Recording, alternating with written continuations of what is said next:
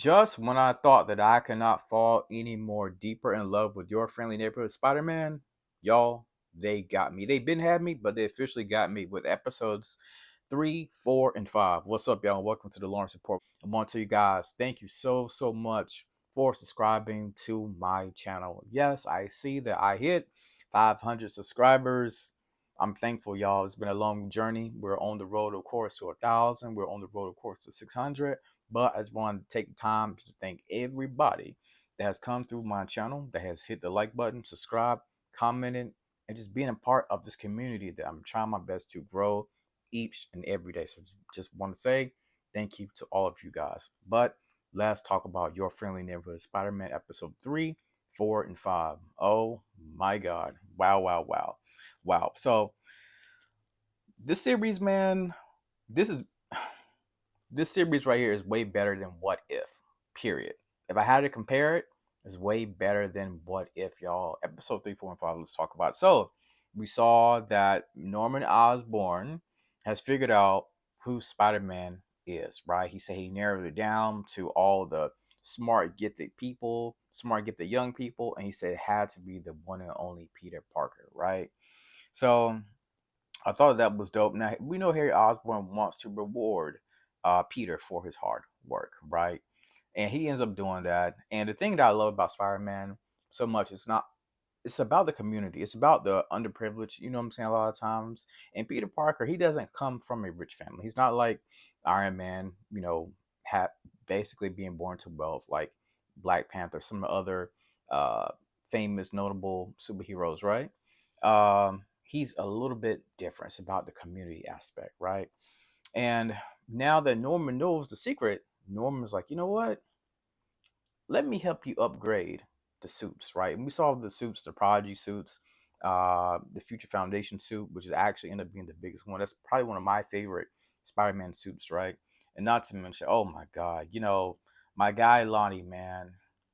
I hate this so much for Lonnie that he's about to go down this bad arc. I'll speak a little bit about Lonnie before I transition back to Spider-Man. But we know Lonnie is about to get caught up in the worst way possible. His brother is basically in a gang, and Lonnie's like, "Listen, don't take my brother, take me instead." And we don't meeting Big Donovan, right? Big Donovan, like, he calls him superstar. I'm like, Lonnie, why would you do this? Why would you not just go to the police, right? But we know the arc that's going to happen to Lonnie. Unfortunately, he's missing school. His girlfriend is wondering what's going on with him. And of course, there is a rival gang that we know called the Scorpions, and Lonnie then basically must protect the turf. We know Lonnie gets into a fight, and Lonnie ends up saving Big Donovan, and Big Donovan ends up giving him a name, Tombstone. Of course, we know what's going to happen from there, and I hate that arc for um, Lonnie. So, but transitioning back to Spider-Man, all of these suits, they're all really in the comics, right? And we should have known that we was going to see. We saw this one Easter egg: Speed, Demon, and Tarantula.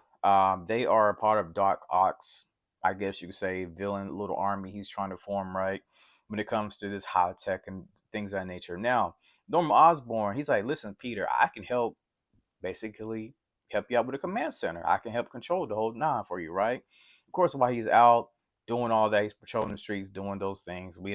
Unfortunately, his son also ends up finding out that his son Harry ends up finding out that Spider-Man is actually Peter Parker. He's like, oh, so you're Pete? I'm like, oh my God. So now two people know Spider-Man's secret identity, right? And one of the things that also got to talk about this whenever Harry, Norman was trying to give the money to Peter. Peter was kind of hesitant to take it, right? And like I said earlier about how he's not the richest person in the world, but he knows that this money could help out Aunt May because Aunt May is trying to sell old artifacts and things of that nature right there, right? So I thought that was pretty dope. Now Peter ends up taking it, and we'll see what he'll do with the money. How he's going to help try to cut costs on some of the things such as rent for, Aunt May, right? So that's basically what episode 3 was about. Well, actually 3, 4, and 5 kind of all tied in together. It's basically the suit, right? And how Peter is navigating the suit and trying to still save the city. And we end up meeting some villains. And of course, later on, we end up seeing Doc Ock.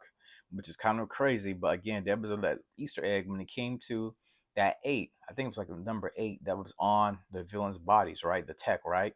And this also should be noted that there was a mention with the Sokovia Accords, right? But between Iron Man, Spider Man, the whole I mean not Spider Man, but Iron Man and Captain America with the whole Registration Act thing. We kind of saw that basically in Civil War. So they're bringing that aspect to it, to this episode, and possibly to the series. So I'm wondering later on, will we see the Avengers? I think we will. If we end up getting, well, we are getting season 2 and 3. But my prediction is we'll definitely see the Avengers pretty much in the second season. So we'll see how that goes right there. Now, I gotta show some love to Nico. I feel so bad for Nico because she was like, listen, when it comes to Harry Osborn, right? When it comes to Harry, she knows that he's a rich, privileged kid, and Nico doesn't like that. And she was crushed whenever Spider-Man, aka Peter Parker, they're trying to go to this show. I forget the name of the show, but she ends up inviting the other Osborn, and she's like, "Well, I thought it was just gonna be me and you, Peter," but he comes tagging along.